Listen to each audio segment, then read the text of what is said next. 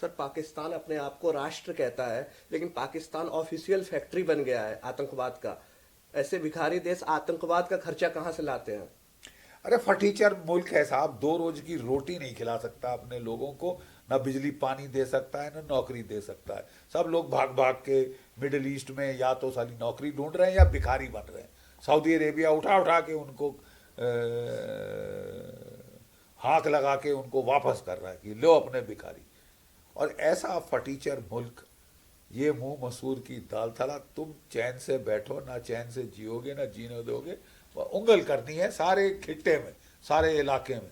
Iran को उंगली देनी है, अफगानिस्तान को उंगली देनी है, भारत को तंग करना है, बांग्लादेश में तख्ता पलट कराना है।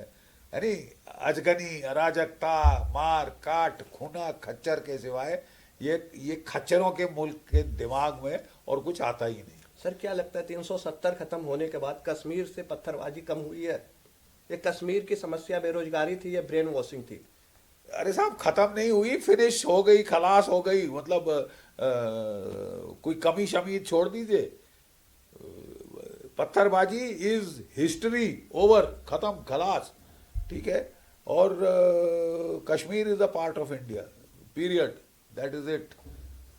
सर, राष्ट्रवाद आजकल गाली बन गया है। आप वेटरन्स इंडिया जैसे ऑर्गेनाइजेशन के मंच पे हैं, क्या आह्वान करना चाहेंगे राष्ट्रवाद के लिए? अरे अगर राष्ट्रवाद गाली है तो हमें खूब गाली दीजिए, जी भर के दीजिए। हमें 2 टके का फर्क नहीं पड़ता। हम अपना कार्य करते रहेंगे, सिर नीवा करके we will keep at it. और तभी तो ये हम आज़ाद हिंद फौज का वॉर मेमोरियल बनाना चाहते हैं। शुभ कर्मन से कबहू न डरो, है न डराओ अड़िसाओ जब जाए लड़ो, शुभ कर्मन से कबहू न डरो। ठीक है साहब, कि लोग 1000 गालियां दे, कुछ भी करें, कोसें, चिल्लाएं चीखें, वो मरें, हम अपना कार्य करते रहेंगे, जो कि देशभक्ति का प्रचार, देशभक्ति। यहाँ सर आतंकवादियों के लिए जनाजे में निकलते हैं, लेकिन आप देखिए कि राष्ट्रवाद के लिए जैसे वीपीआरएफ जैसे मुहिम हम लोग चला रहे हैं राष्ट्रवाद के लिए, उसके सदस्य किस तरीके से ज़्यादा बनेंगे?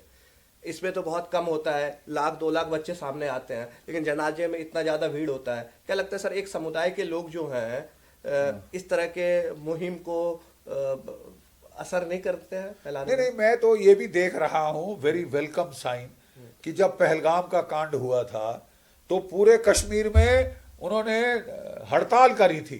किसके खिलाफ? टेररिस्टों के बर खिलाफ, कि ये टूरिस्ट मार के टेररिस्ट हमारे पेट पे लात मार रहे हैं। और हमारी सारी मस्जिदों में पाकिस्तान को कोसा गया था।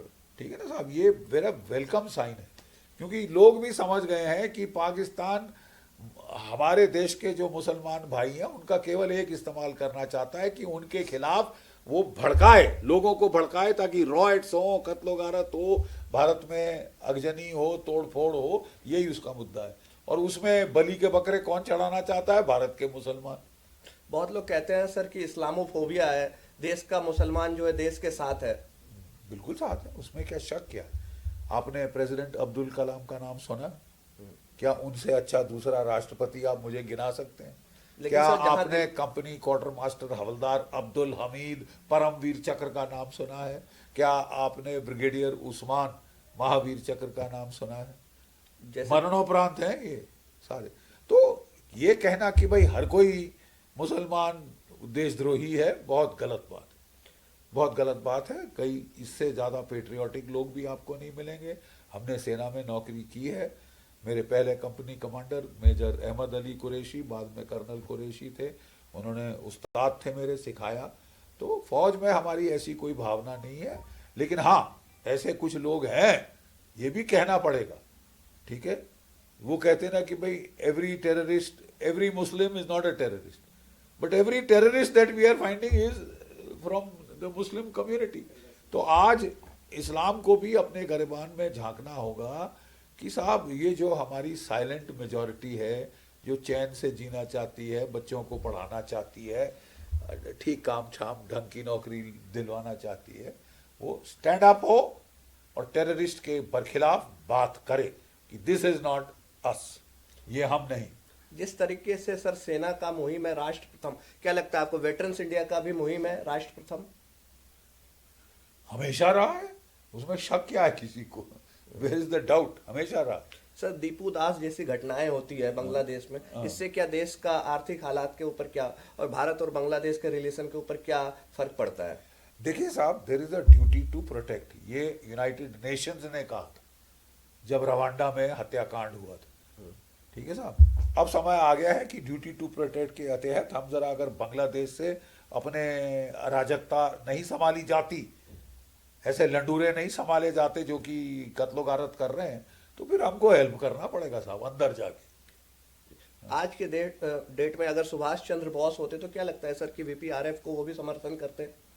वही तो हम कह रहे हैं कि साहब वो कहते ये मेरी आजाद हिंद फौज मार्क 2 है, दिस इज आजाद हिंद फौज second incarnation.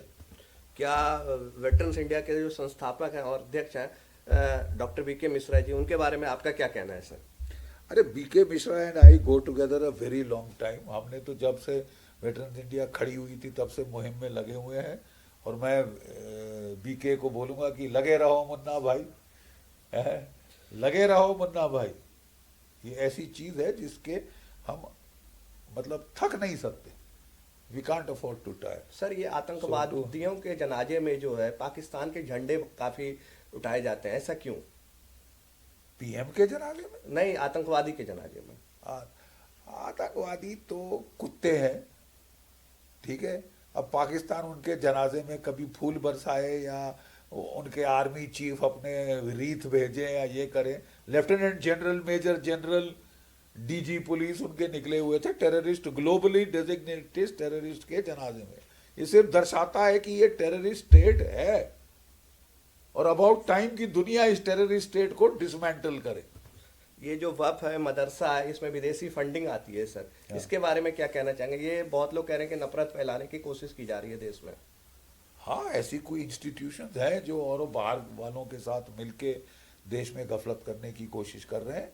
The security agencies must ruthlessly check, और अगर कोई इसमें लिप्त है उसको एग्जेम्पलरी पनिशमेंट मिलनी चाहिए। और सर हाफिज सईद और मसूद अजहर जैसे आतंकी पाकिस्तान में खुलेआम घूम रहे हैं, इसके बारे में सर क्या कहना चाहेंगे? पाकिस्तान के बारे में तो मैं थूकना भी नहीं चाहूँगा, सब बात क्या करनी, जबान क्या गंदी करनी अपनी, ठीक है ना। ये ऐसा देश है जिसका अंतकाल आ गया है।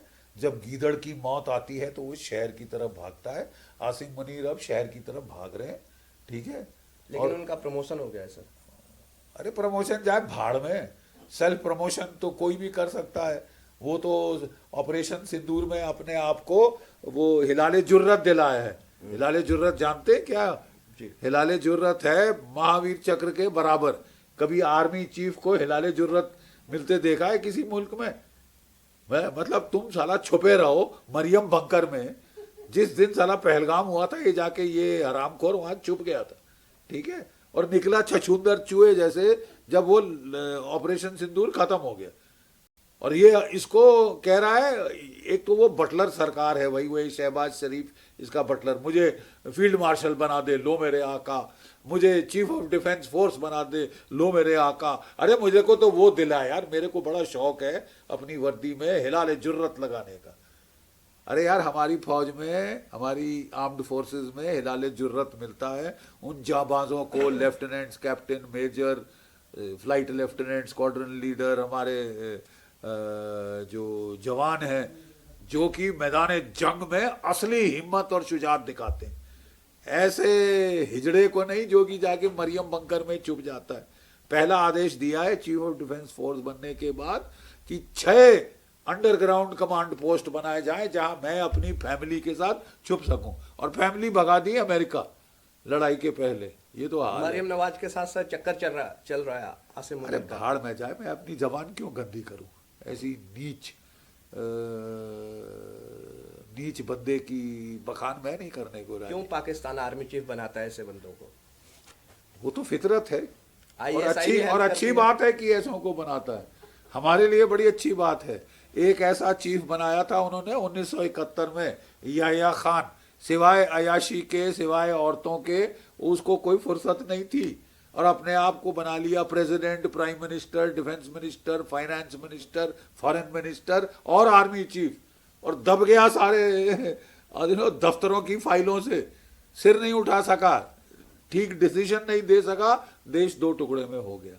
बड़ी खुशी की बात है कि एक और गधा हमें ऐसा मिला है जो कि सब कुछ बनना चाहता है, बन भी गया है, और वो अगर हमसे लड़ेगा तो कमर तो पहले ही टूट गई है फाइलों के बोझ से। सर लास्ट सवाल है कि प्रधानमंत्री मोदी के विदेश नीति को आप कैसे देखते हैं? बहुत तगड़ी नीति है और भारत के हितों को प्राथमिकता देने वाली नीति है। देखिए, अमेरिका से उन्होंने पंगा ले लिया, उन्होंने यहाँ तक कह दिया कि मैं जानता हूँ मुझे व्यक्तिगत कीमत चुकानी पड़ेगी, लेकिन मुझे कोई फिक्र नहीं। और डोनाल्ड ट्रंप को उन्होंने दिखा दिया है उसकी औकात, और अभी तो और दिखाने का टाइम है, आ रहा है, आगे आगे देखते जाइए होता है क्या। जय भारत, जय हिंद। जय हिंद सर, थैंक यू।